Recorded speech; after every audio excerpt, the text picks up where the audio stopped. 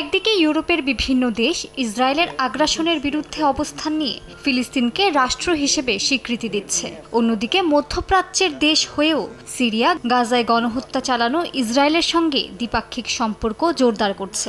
ইসরায়েলের প্রধানমন্ত্রী বিনিয়ামিন নেতানিয়াহু জানিয়েছেন, দামেস্কের সঙ্গে প্রাথমিক আলোচনা ইতিবাচক পর্যায়ে গেছে। লেবাননে ইসরায়েলের হামলায় হিজবুল্লাহকে দুর্বল করা এবং উত্তর সীমান্তে সাফল্যের কারণেই দুই পক্ষের মধ্যে এই আলোচনার সুযোগ তৈরি হয়েছে বলে দাবি করে রোববার এক ভিডিও বার্তায় নেতানিয়াহু জানান, জাবাল অঞ্চলে বসবাসরত দ্রুজ মিত্রদের নিরাপত্তা নিশ্চিত করা তেল আবিবের অগ্রাধিকার।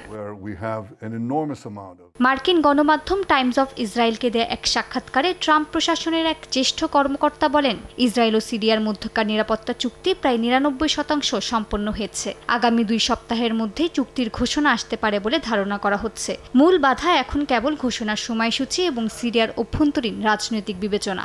তবে নিউ ইয়র্কে জাতিসংঘ সাধারণ পরিষদের ফাঁকে নেতানিয়াহু ও সারার উপস্থিতিতে চুক্তির ঘোষণা আসতে পারে বলে ধারণা করা হচ্ছে। জাতিসংঘ সাধারণ পরিষদের 80তম অধিবেশনে অংশ নিচ্ছেন সিরিয়ার প্রেসিডেন্ট আহমেদ আল সারা।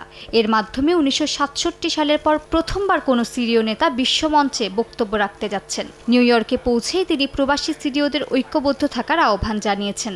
আর এই সফরের মধ্য দিয়ে প্রেসিডেন্ট আল সারা বিশ্ব নেতাদের সঙ্গে বৈঠক করছেন, যার মধ্যে নরওয়ের প্রধানমন্ত্রীর সঙ্গেও বৈঠকের সম্ভাবনা রয়েছে। মালিহা সুহরওয়ার্দী, সময় সংবাদ।